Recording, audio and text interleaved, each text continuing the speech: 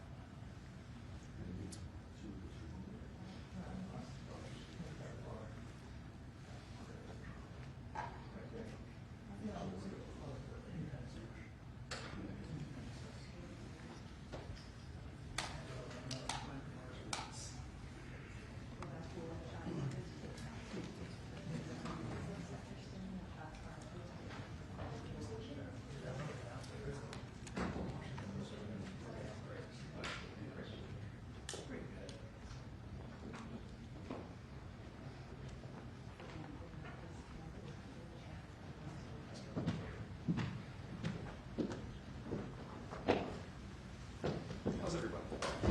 Doing well, Kevin. Yeah.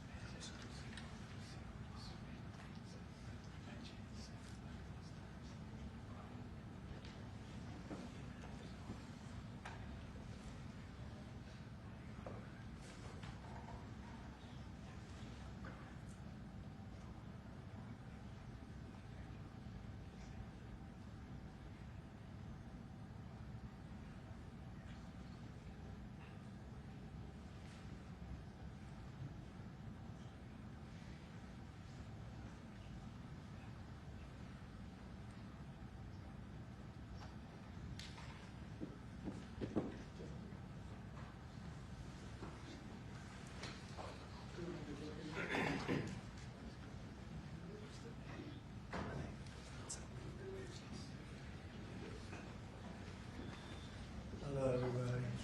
Mr. President. Nice to have you. There's a big announcement. We have a lot of big announcements. They're sort of all big announcements, actually. It's wonderful to be in the Oval Office. I think you probably like it the best. You like it the best for press conferences? I sort of do. But today I'm excited to announce another historic achievement in our quest to lower drug prices for all Americans. Prices have come way down. We've gotten prices way down for groceries, for oil especially. Today we broke $60 a barrel. We think the oil is going to be under $2 a gallon very soon. That's about 70% lower than what it was just a year ago. So that's a big thing. And when the oil comes down, everything comes down. It's pretty beautiful to watch. AstraZeneca, the largest pharmaceutical manufacturer in the United Kingdom, is committing to offer Americans major discounts on their vast catalog of prescription drugs, one of the great companies, by the way, and a most favored nation's pricing clause. So most favored nation is you're going to pay whatever the lowest price anywhere in the world is. That's what you're going to be paying. And I had it going very well in my first term, but we were interrupted by a rigged election, so I was unable to carry it forward. We started it, but this was something one of the reasons I wanted to run again was we had to have favored nations where the world is not going to be paying just a fraction, just a tiny fraction of what we were paying. I want to thank CEO Pascal Soriot a very highly respected, one of the most respected men in business and certainly in the industry, for joining us today, as well as Secretary Howard Lutnick, Secretary Robert F. Kennedy Jr., CMS Administrator Mehmet Oz, FDA Commissioner Marty McCary, and Virginia Governor, a man who's done an incredible job. And good luck with the upcoming election. I know you're working very hard. I watch you. You're right there. He's out there working. He wants to see that young woman win, and the Attorney General, who I endorsed, et cetera, et cetera. Glenn Youngkin. Thank you very much, Glenn. Thank you for being here. For many years, Americans have paid the highest prices anywhere in the world for prescription drugs by far, many times the amount that other countries are paying is ridiculous. Upon taking office, I signed an executive order to make sure that Americans pay no more for prescription medications than the lowest price or the same drug in other locations in developing nations.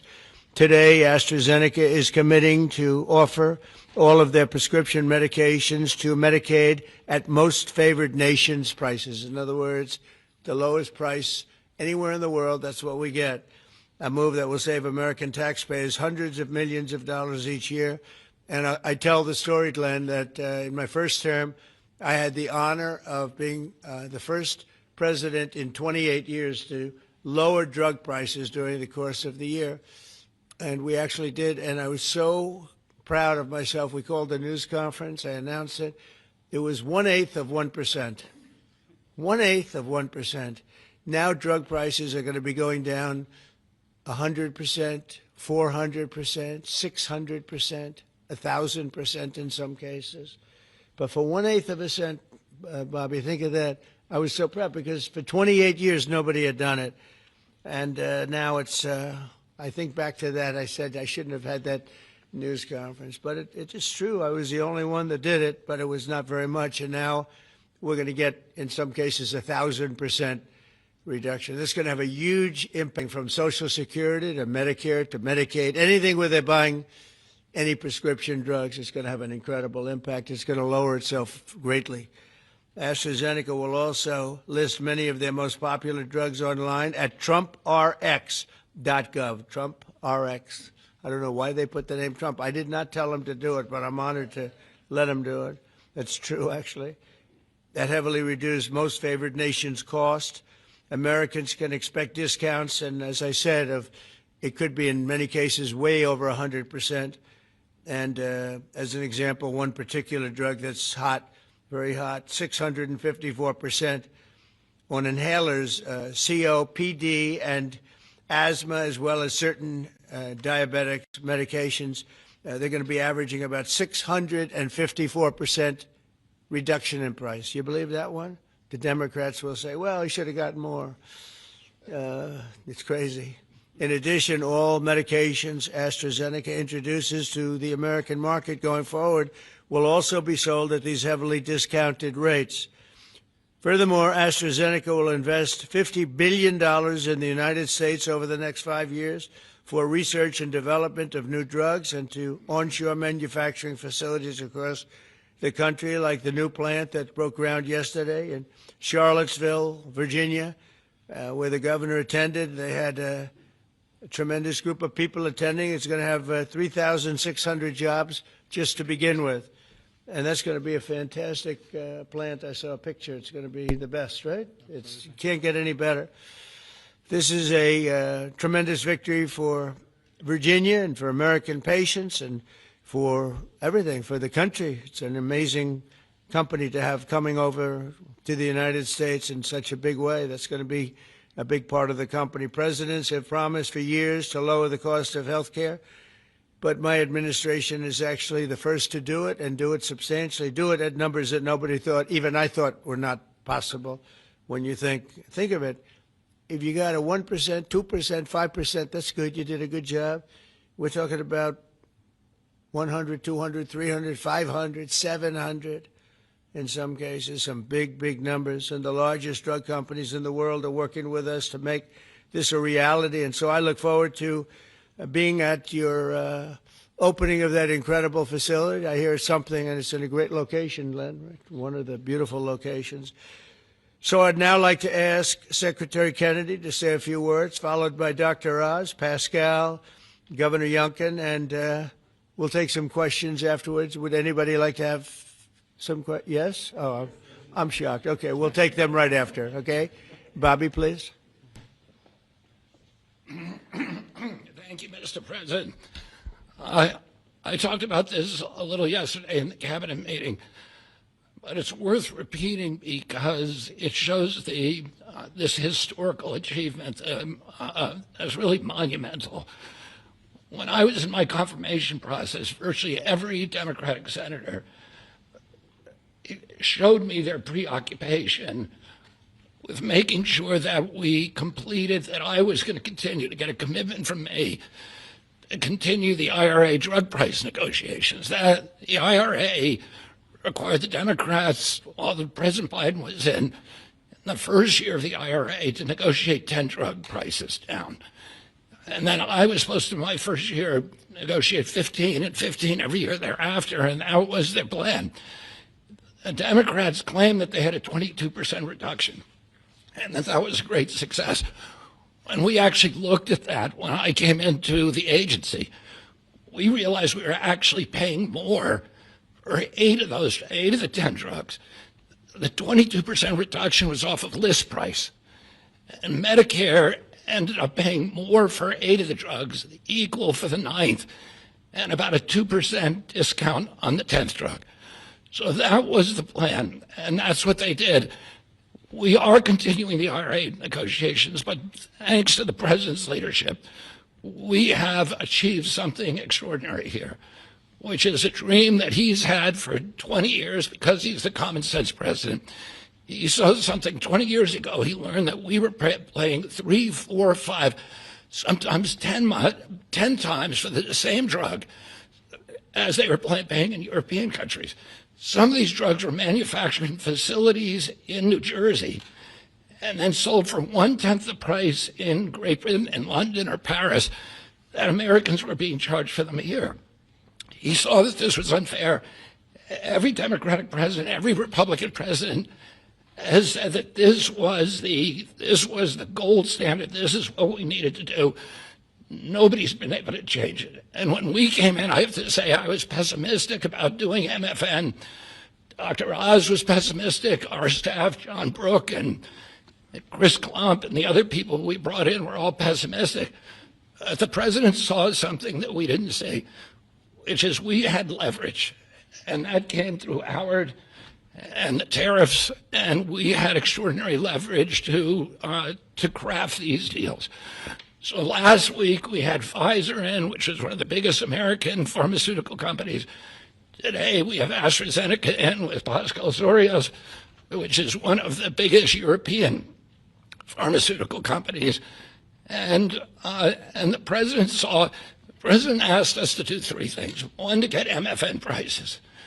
2, to not bankrupt these companies. He understood that America has to be the center for innovation. The drug industry needs to innovate, that it's critical for its bottom line, it's critical for the health of the American people. And he asked us also to make sure that those companies would keep their promise to reshore this industry. For national security purposes, for our economy, it's critical. These companies are making these drugs in the United States. We were able to achieve all those things, and partially with the visionary help of Pascal, where is he? Of Pascal Sorios, who understood that innovation and the business doesn't work if everybody is not pulling the oars, if everybody doesn't have the skin in the game. The whole world was riding on our shoulders and riding on our dime. 70% of pharmaceutical revenues comes from this country. We only have 4.2% of the world's population. And we were paying for 80 or 90% of the innovation here. And the rest of the world was a free rider. And Pascal understood that that's not fair, and it's not a good, sustainable, long-term business model. And he came to the table. He was one of the first leaders to come to the table. I want to thank him for his vision, for operating with us in good faith. And this is an extraordinary deal. Not only that, but as the president just pointed out, he is also reshoring this industry here. He has 19 facilities already operating in this country. He has this other facility in Albemarle County that Dr. Oz went with Governor Youngkin and broke ground on yesterday. He has a second facility that is under construction in Kendall Square in Boston, another facility in Rockville, Maryland, and a fourth facility in Copper, Texas, right outside of Dallas-Fort Worth. And he's got plans for building many more in this country, thanks to the president's leadership, to the tariffs, and to the common sense the president has demonstrated in his own commitment to make drug prices lower for hardworking Americans. So I want to thank the president for your visionary leadership. I want to thank Dr. Oz for his part, and Marty McCary in negotiating this deal. Dr. Heidi Overton, Theo Merkel, Chris Klump, and John Brooks, who all played critical parts in the negotiation. And of course, Howard Letnick, who was the key to these negotiations. Who do we bring up now? Dr. Oz. Thanks, Secretary. He'll take your place, Pascal. Oh, Pascal, I get to introduce Pascal, which I'll do with great joy and honor. So the world is watching as President Trump tries to make peace in every place he can go. But at the same time, President Trump is putting peace into the hearts of Americans and bringing peace of mind to them, especially Americans who cannot afford their medications. And just to put a number on this, as he releases us from the bondage of paying 3 times more for the exact same product made in the same factory, in the same pill box, in the same instruction manual overseas, rather in this country than we pay overseas, it creates an opportunity for us because, Mr. President, you're turning the art of the deal into the art of the heel. And that is something that you're going to witness today. And it's the second, we have more coming, but this is a very important one because I want to set the stage here. And Mr. Secretary, you're too modest. Secretary Kennedy did have a vision to push hard on this. He understood we could give the right medications to the right people at the right time. And there is nothing more maha than giving folks life-saving medications in a timely fashion so you prevent illnesses and treat other ones that have already occurred. You save lives that way. That literally is what was on the line as we began negotiating these. So let's set the stage. Where are we right now? Why this order?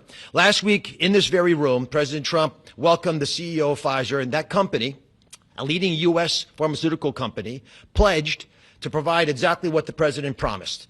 Massive discounts to allow us to have most favored nation drug pricing in this country so we don't allow our people to pay more than folks overseas. And this was unthinkable even 6 months ago, 7 months ago when we came into office. And Americans now have the ability to do that, but we needed to prove it was scalable. So we went to AstraZeneca, which is the leading pharmaceutical company, a leading company in the entire world, but a massive opportunity in this march to MFN, a march to most favored nation drug pricing. And to have this message land clearly, we needed to make sure that the president's demand for fair drug pricing was heard all around the globe. And I actually think the single most powerful tool we had was the president because people take him seriously. And some of the things that they were hearing overseas were alarming them enough that they began to realize the jig was up. So let's talk about the deal specifically. John Brooks, if you could be my Vanna White, please. John back there is Theo, Vince, Heidi were parts of the team. There are other members of the team I'll speak of in a second. So these are the 5 deal points. This is what Trump RX, by the way, which just launched, TrumpRx.gov, which was a unanimous name, by the way, Mr. President. He was not involved in picking the name, but it was not a difficult one to land on. We thought it had a catchy element to it. All primary care medications sold by AstraZeneca are going to be available on Trump RX, which means no more gaming, no more middlemen. Starting early next year, when you go to the website, you'll be able to see a marketplace. We're not selling the drugs. We're just making information available to everyone so you go to the right place to buy the right medication. Second, drugs for lung diseases are discounted massively, and that's over here on this line. The president highlighted 650%. They're significant discounts, and these are medications. We just picked the ones for lung disease and one for metabolic syndrome, diabetes, but there are others that are included. We have most favored nation pricing for everyone who is on Medicaid in this country. That's why Governor Youngkin is able to do backflips with his nimble 6'6" physique. Because for governors, this is a massive problem. If Medicaid prices continue going up, it crowds out other social services, which he'll speak to. We also have MFN for all new prescription drugs. Mr. President, by the time this term is done, 95% of all drugs sold in America, branded drugs and generic, will be available at a most favored nation drug pricing. Americans are going to benefit if the prices drop abroad. So Secretary Lutnick is going to make sure that if we get better prices for these companies from our partner countries overseas, the American people see those benefits, and there's going to be onshoring of manufacturing. And as has been mentioned, I stood with Governor Youngkin and Pascal Soriot as we broke ground yesterday in Charlottesville, Virginia, a massive $4 billion facility. That's the hard hat, Mr. President. I know you like construction, so that was all I could bring back. But there was a lot of remarkable energy. And here's what that event really does. It sends a signal. It sends a signal for all countries around the world to stop freeloading off American innovation. It's done. It's not going to happen anymore with this president. And if you aren't picking up your end of the bargain, then you're going to be welcoming a lot of more companies to leave your shores and allow us to welcome them into our shores as they open up manufacturing facilities here. And for all the pharmaceutical companies out there, we're talking to all of you, pick up a shovel. This is a great place to build a facility, as AstraZeneca has shown us, and I think it has a wonderful opportunity in the future as well as this country continues to support the innovation Secretary Kennedy spoke about, because we're not compromising that at all. We're just getting fair prices for the American people. To the team. Tough negotiations, Mr. President. You know how hard they can be. You can't get there without world-class negotiators, and we are blessed by individuals to work with the AstraZeneca team who are killers, head-to-head. And why? Because talented people out of the private sector are coming into government to serve this president in a generational opportunity that they feel in their heart will make a difference. John Brooks is part of that team. Chris Klump, Inma Hernandez, numerous other folks contributed as well. But we're open for business. And if you want a great position and a patriot, like the folks who negotiated these deals, please consider coming with us, because the president has made it clear that you will make a difference in government. Finally, I want to thank Pascal Soriot. Pascal is an interesting, almost enigmatic individual. He's a CEO of AstraZeneca. He is born in France, Australian citizen, knighted in Great Britain, running their largest pharmaceutical company. So you figure out the lineage. But one thing I know is a very, very smart man who came here early on, took the president seriously, and he recognized the inherent unfairness of the European model of global freeloading off our innovation. He appreciated the challenge, and he wanted to be part of the solution. So Pascal, take it away. Thank you so much. So, President Trump, it is really a pleasure to see you again, since I had a chance to meet you last time you visited the UK for your state visit. I know the King actually kept you late during the night, during your visit, late up at night. And I must thank you, actually, for returning the favor. I can tell you, you've kept me up at night, and my team as well.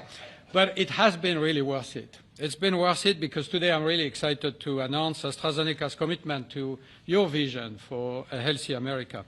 Great leadership is about having an ambitious vision that can energize people, and you appoint a very talented team that can deliver on this. Your vision is exactly that. It is about lowering the price of medicines for American patients while ensuring that America remains a global powerhouse of innovation in biopharmaceuticals. And that's not easy to do. We need to keep inventing the technologies and the products that will cure disease. But you actually gave us a key, equalization. That's an important word. Yeah. You've assembled a remarkable team, actually, that together with us found a way to deliver on your vision. I would like to thank you, Mr. President, for your collaborative and your trusting approach throughout the discussion that led to this agreement.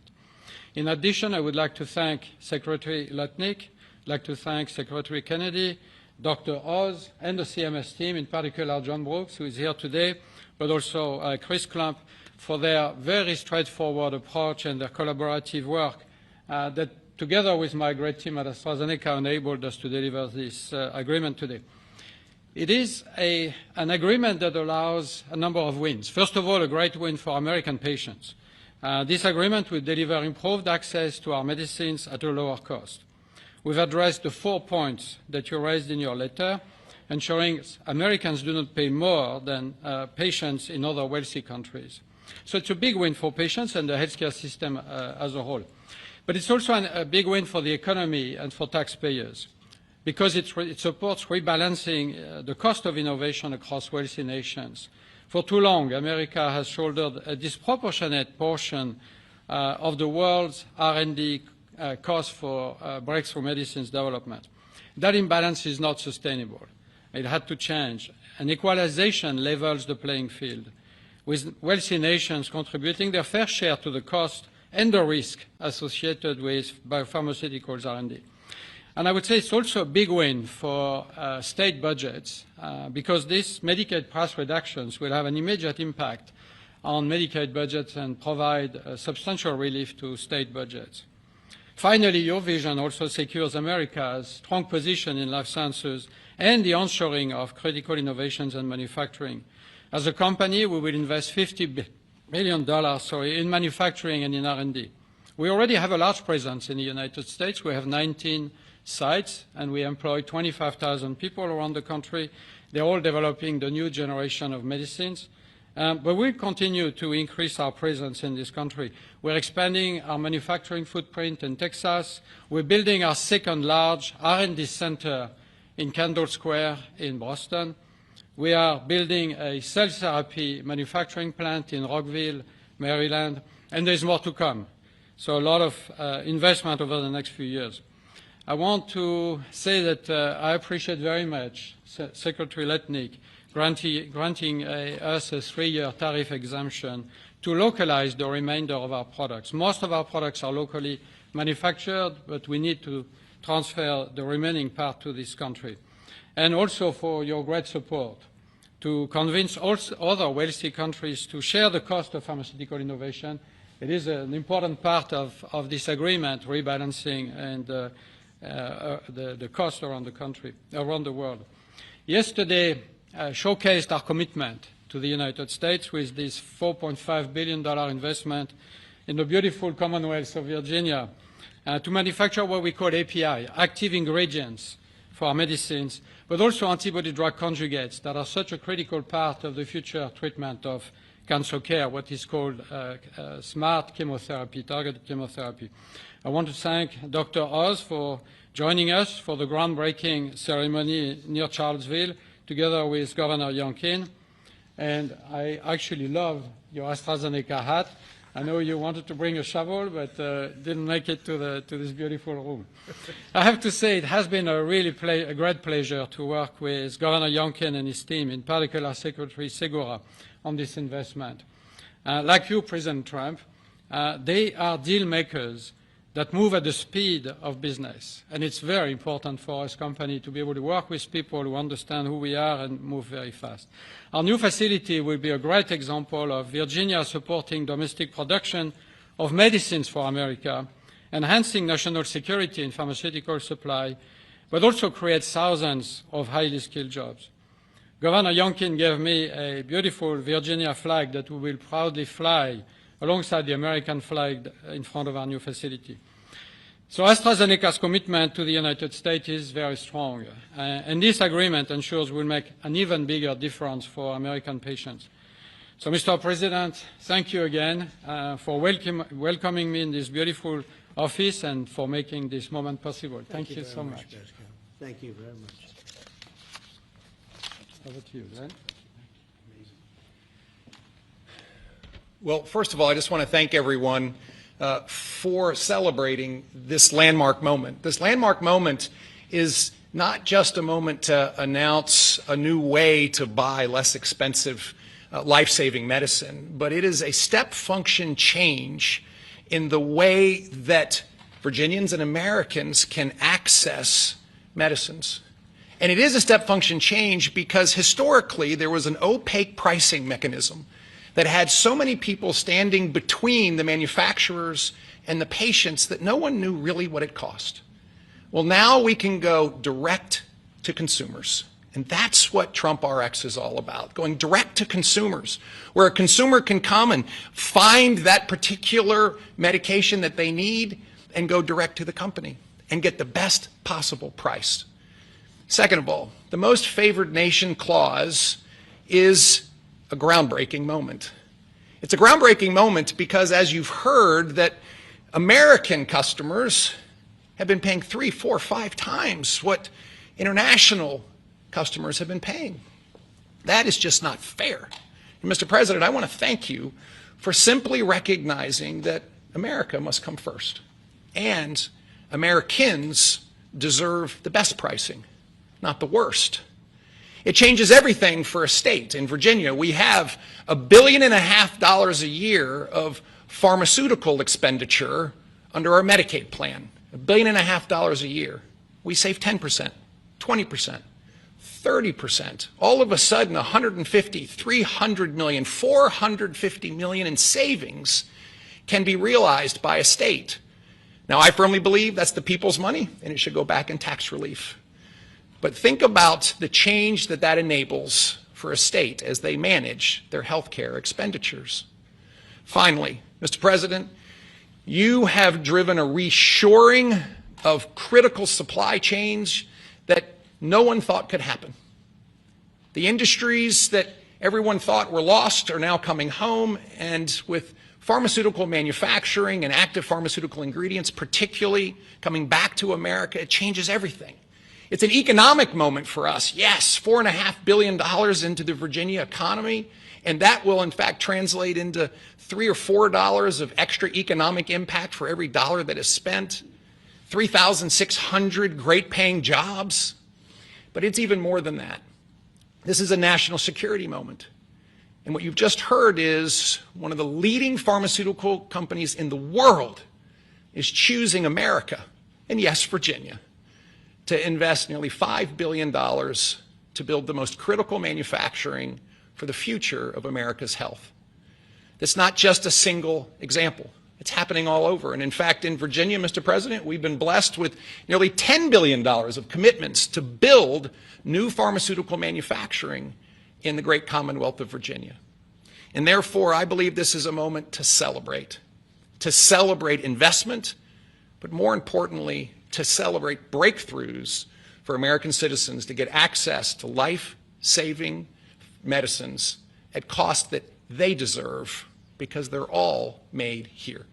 Mr. President, you and your cabinet have been amazing. As a governor, I have found that the cooperation with every one of your cabinet members, and sir, yes, you, has been beyond compare that I could ever imagine. I want to thank you for helping us make Virginia great again, too. Thank you.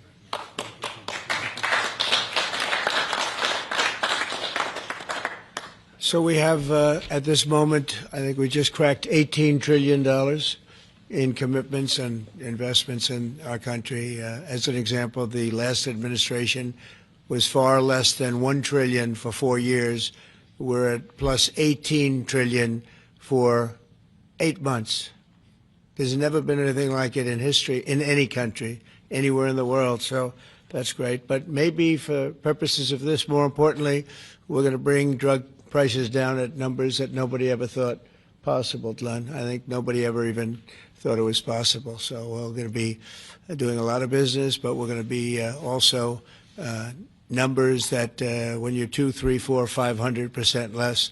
I just noticed one of them over here, 654% discount. 654. The laggard is 98%, right?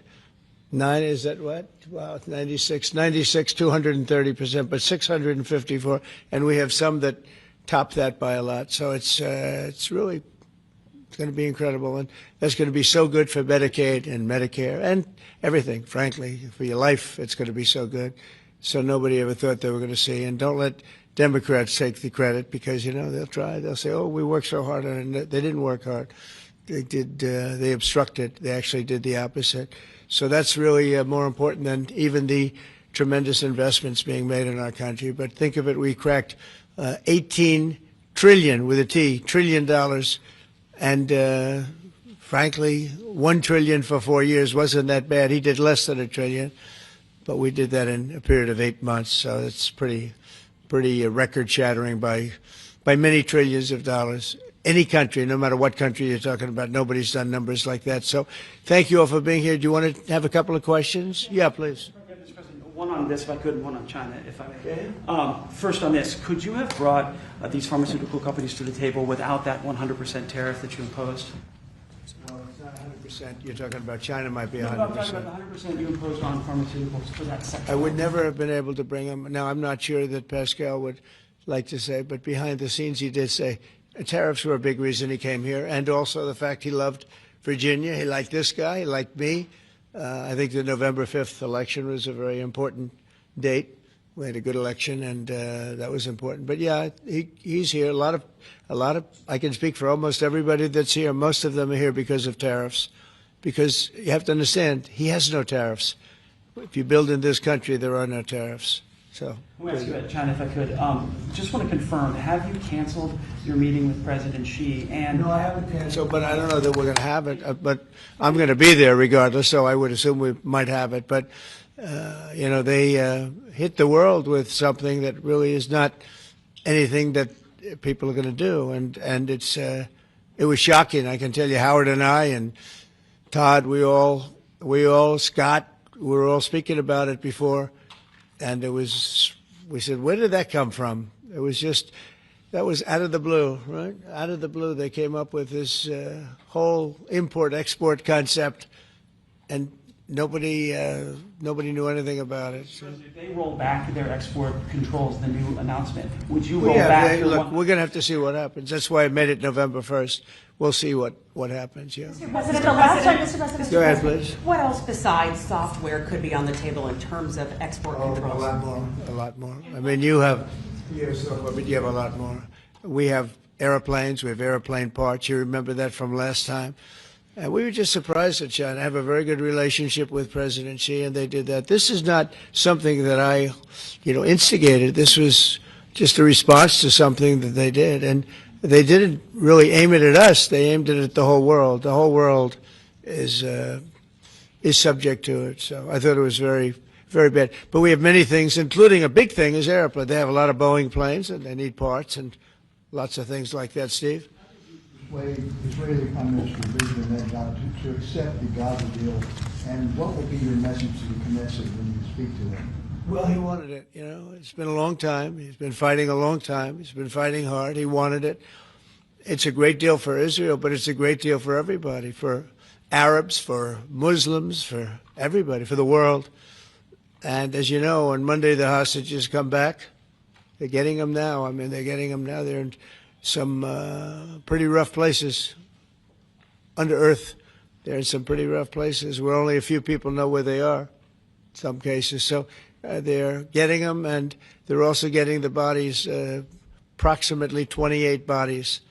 And some of those bodies are being unearthed right now as we speak. I mean, they're working on it right now as we speak. It's a tragedy. It's a tragedy. No, he was very happy with it. And I can tell you that I saw Israel dancing in the streets, but they were dancing in Qatar and Saudi Arabia and UAE and many, many countries.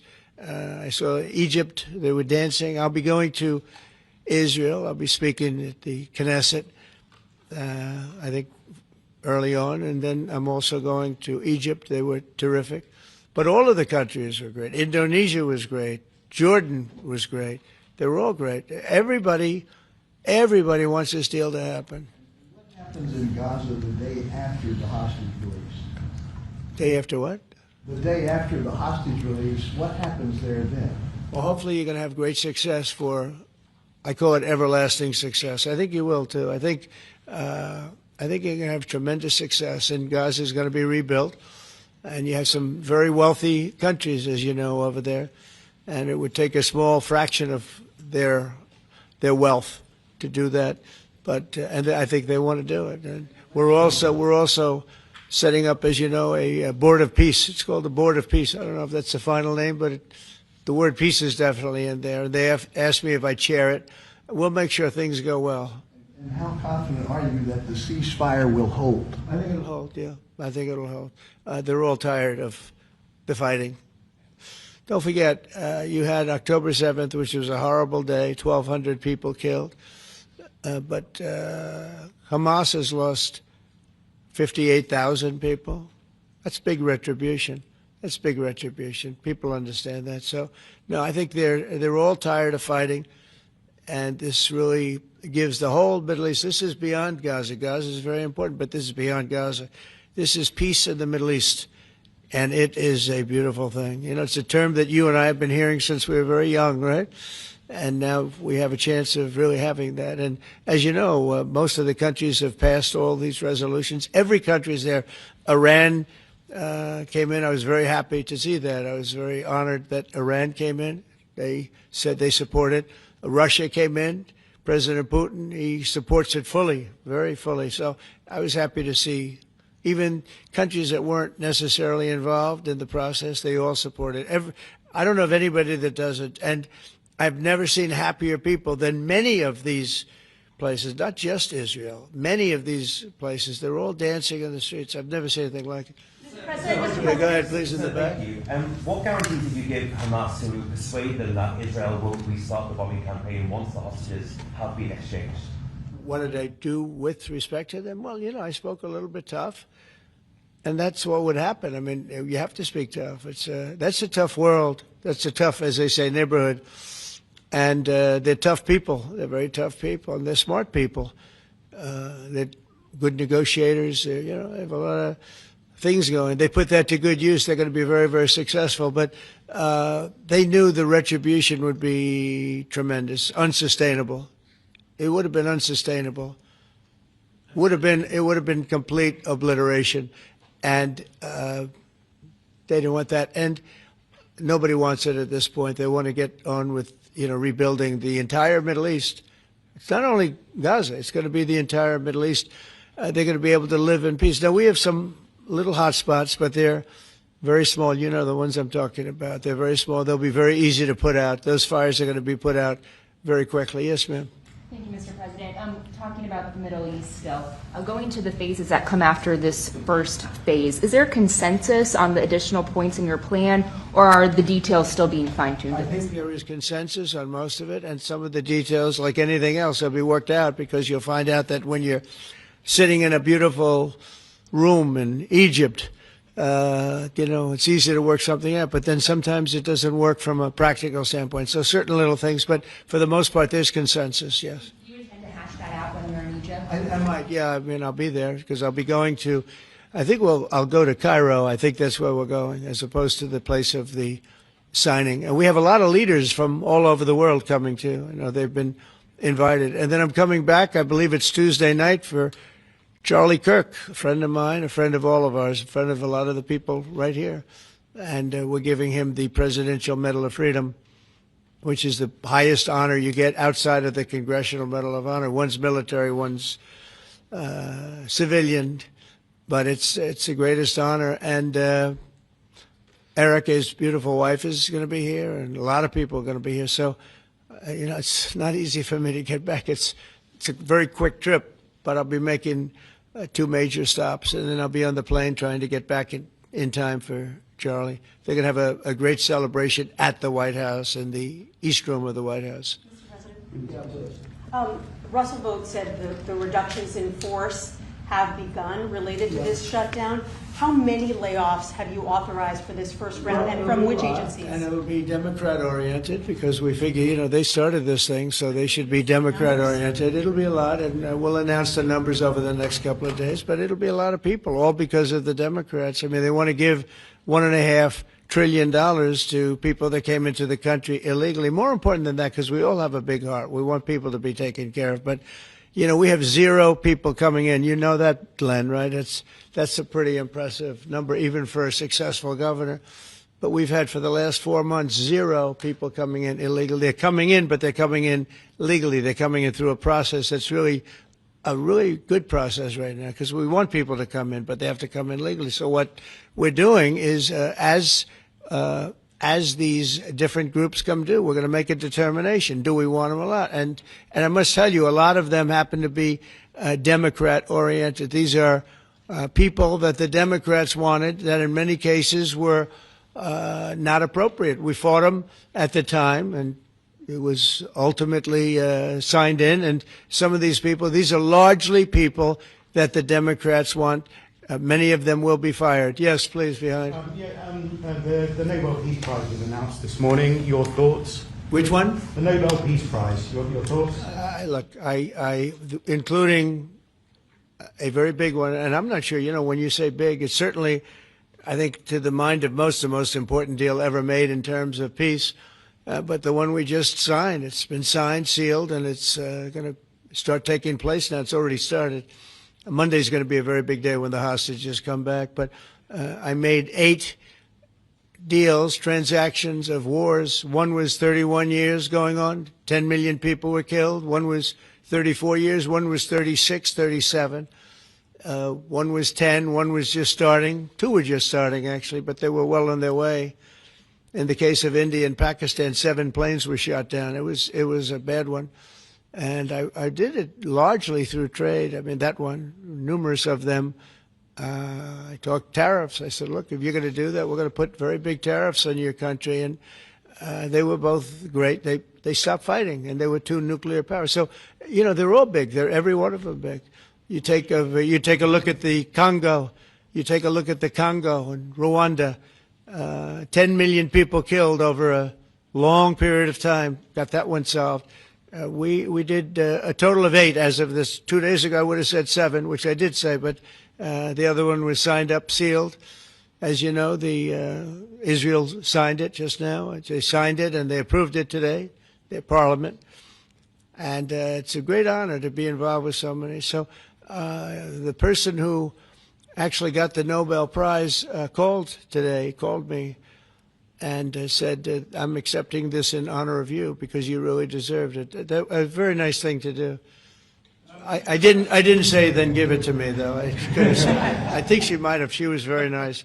And I've been helping her along the way. They need a lot of help in Venezuela. It's a basic disaster. So, and you could also say it was given out for 24, and I was running for office in 24. All of the transactions that we did in terms of closing. But there are those that say we did so much that they should have done it. But I'm happy because I saved millions of lives.